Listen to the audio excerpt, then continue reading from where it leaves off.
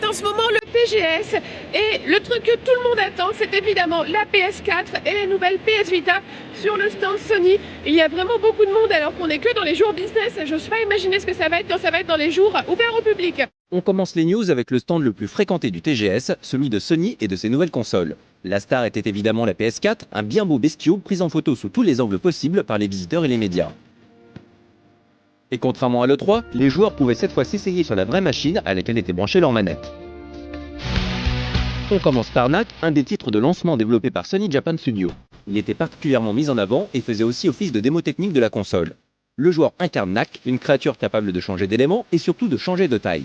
Il peut passer de 70 cm à 10 mètres en agglutinant autour de lui des morceaux de reliques. Ce jeu d'aventure-action est destiné à un public large et sert surtout à montrer le nombre de polygones et effets affichables par les PS4.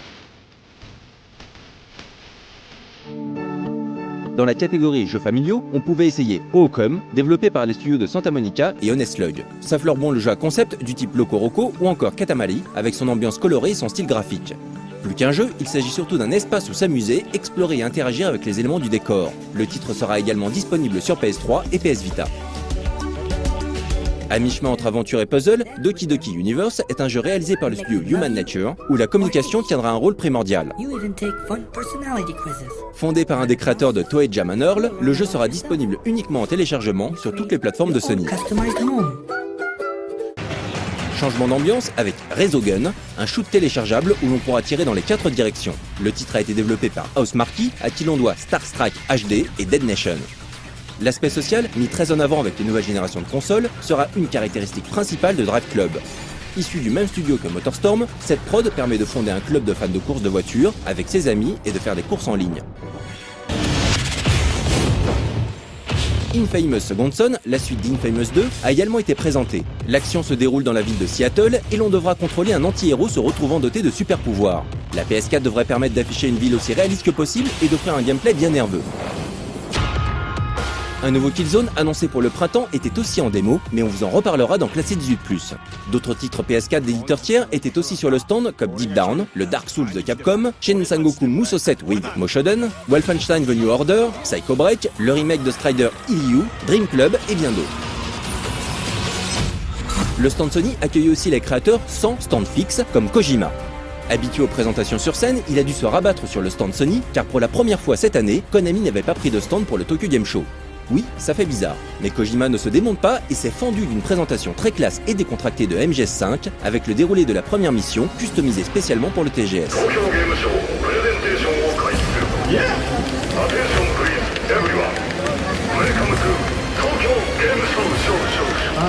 Un autre créateur de renom se promenait incognito sur le stand, Toyama Keiichiro, créateur entre autres de Silent Hill, de Siren et de Gravity Rush. Il n'avait pas de nouveautés à présenter, mais nous lui avons quand même demandé ce qu'il pensait de la PS4 en tant que créateur. そうですね、なんかやっぱビータの時と似てるんですけど、質実剛健というか、本当に余計なものを入れないでゲームを楽しむために必要なものが揃っているなっていう感じがしたので、すごくいいハードになったんじゃないかなと思います。そうですね、コントローラーも本当に僕とかも実は制作過程の中でどういった機能が欲しいかみたいなアンケートとかに参加したり、そうやって作り手の意見をすごく大事にして作られたものなので、非常に本当に細かいちょっとした押し入れ心地とかそういうところまでこだわったいいものになっていると思います。 De son côté, la PS3 continue évidemment sa carrière, avec des titres très prometteurs comme Gran Turismo 6, toujours aussi criant de réalisme, ainsi que le nouveau Quantic Dream, Beyond Two Souls. Ce dernier est assez attendu par la presse japonaise, car le principe se rapproche beaucoup d'un genre très populaire au Japon, le visual novel. Bientôt disponible en téléchargement, Rain est un des nouveaux titres de Japan Studio. Le joueur y incarne un jeune garçon transparent, dont on ne peut deviner la silhouette que lorsque les gouttes de pluie rebondissent sur lui. L'ambiance très mystérieuse du jeu et son concept innovant attiraient pas mal de monde. Nous avions déjà consacré un reportage à ce titre que vous pouvez retrouver sur No Life Online. Parmi les jeux des autres éditeurs, on pouvait aussi essayer Basala 4, Blaze Blue Chrono Phantasma, le remake de FF10 et FF10 2 ou encore Dark Souls 2. Passons maintenant aux consoles portables avec la PS Vita, en pleine tentative de reconquête du public. Cette volonté s'exprime bien sûr dans le hardware, avec un nouveau modèle, plus léger, plus ergonomique, meilleur marché et avec une meilleure autonomie. Quelques interrogations subsistent au sujet du changement d'écran. Le retour à la technologie LCD permet cette baisse de prix, mais semble légèrement inférieure à la qualité de l'écran OLED de la première génération de PS Vita. Mais de ce que nous avons vu sur le salon, la différence ne semble pas flagrante. Et il y a aussi bien sûr le côté software qui est primordial et les choses semblent progresser de ce côté. Soul Sacrifice Delta est une version améliorée du premier jeu avec une nouvelle intelligence artificielle, de plus beaux graphismes, des scénarios supplémentaires, etc. Malgré plusieurs titres orientés action, un genre pourtant très populaire sur les consoles portables de Sony au Japon, la PS Vita parvient mal à se vendre. Une des nouveautés que personne n'attendait était le deuxième épisode d'Ore no Shikabane, Okoite Yuke, Orishika 2 pour les intimes. Il s'agit de la suite d'un RPG culte sorti il y a 15 ans, au concept assez particulier. En effet, le joueur contrôle la destinée d'une famille de guerriers combattant les démons, et ce, sur plusieurs générations, pendant des centaines d'années.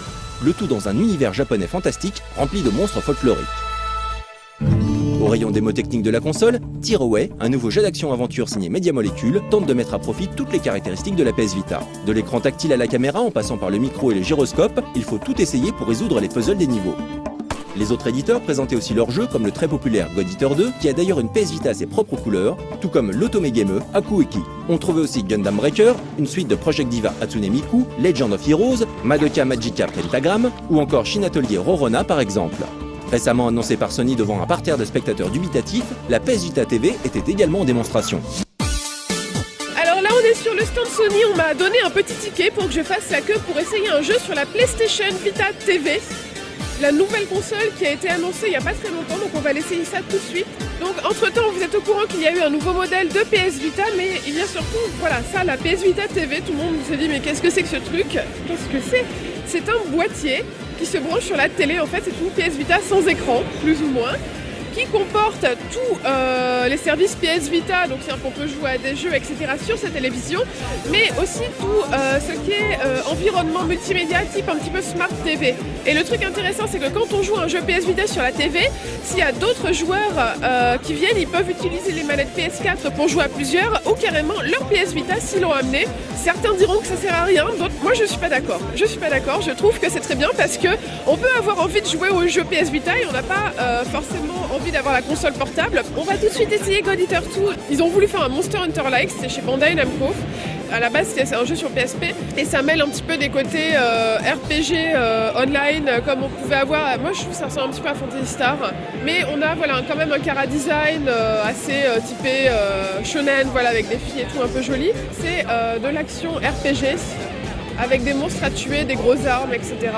Donc la PS Vita TV, effectivement, à part les jeux, moi je m'attendais vraiment à ce que les jeux PS Vita ça rentre très très moche sur une télé, non, ça passe, je veux dire c'est pratiquement du niveau PS2, PS3, c'est entre les deux, ça se joue tout à fait bien sur une télé, alors que là pourtant c'est une belle télé HD, ils ont présenté justement un nouveau modèle au TGS, etc. Ça passe très bien, donc voilà, si vous avez envie de jouer tranquillement chez vous, après de pouvoir... ça va être possible de jouer à des jeux téléchargés sur le PSN, des jeux rétro, etc. Vous pouvez avoir une PS Vita TV si vous n'avez pas envie d'avoir une console à sortir. Merci Anne pour ces impressions, manette en main, de ce qu'est vraiment la PS Vita TV. Mais impossible de quitter le stand sans avoir mis la main sur la PS4 et son DualShock 4. Deuxième hands-on sur le stand Sony, on va pouvoir essayer la PS4 avec le jeu application Playroom. Donc on a déjà fait la queue 10 minutes et là on refait un petit peu la queue avant de pouvoir essayer le jeu. Donc ils ont mis une petite ambiance salon là aussi pour jouer tranquillement. Donc Playroom, ça utilise la DualShock 4 qui est la nouvelle manette de Sony qui a un écran tactile dessus et d'autres petites choses comme ça. Et on va pouvoir interagir avec des petites créatures, tout ça en réalité virtuelle. On a la nouvelle manette DualShock PS4 qui est un tout petit peu plus lourde que la DualShock PS3, mais la DualShock 3, mais ça ne change pas des masses. Ah, alors là, voilà, au tout début, on me demande de toucher l'écran tactile. Voilà, et donc du coup, voilà, ça permet déjà à l'écran tactile qui répond super bien. De choisir les menus pour régler la caméra, etc. Il y a un gyroscope dedans, donc ça réagit très bien à l'écran. Voilà, on choisit les jeux, moi j'ai envie de jouer avec les robots. L'écran tactile, c'est un bouton aussi, en fait. On peut appuyer dessus et ça fait vraiment un clic quand on appuie comme sur un bouton. Voilà, donc on me demande de gratter et je rentre dans la manette qui s'allume. Et on a des petits robots. Et donc le robot s'appelle Asobi, qui veut dire jeu. Voilà, scan rétinien. Ah, j'ai maigri, c'est bien. Oui, parce qu'en fait, voilà, il y a la caméra qui est devant la télé, donc ça marche comme Lightoy à l'époque. Ah, voilà. Et là, je lance des robots qui sont dans ma manette. Et je vais pouvoir jouer avec eux après. Oh, ils regardent la lumière. C'est un petit peu comme les extraterrestres de Toy Story. Voilà, et puis je peux les secouer, comme ça. Ah, ils font coucou aussi. Voilà, donc là, j'ai fait un rond rouge sur la palette. Et je mets OK. Ça découpe la forme. Et je la lance à l'écran. Et ça fait un objet 3D, ils s'amusent avec. Et voilà, ils s'amusent avec. Ou si vous avez trop de jus de pomme avec des amis, super bien fait, la tablette est super légère, la manette est légère aussi, et je ne m'attendais pas à ce que l'écran tactile soit un bouton en lui-même, et voilà, sinon ça réagit super bien avec le gyroscope, etc. Donc l'ergonomie, oui, elle est un petit peu plus grosse en dessous, donc on la tient mieux en main. On est moins crispé qu'avec la DualShock 3, j'ai l'impression, enfin, parce que voilà, c'est plus gros et c'est plus rond, donc on la prend mieux dans la main. Voilà, donc on a hâte de voir les jeux qui vont utiliser la tablette tactile.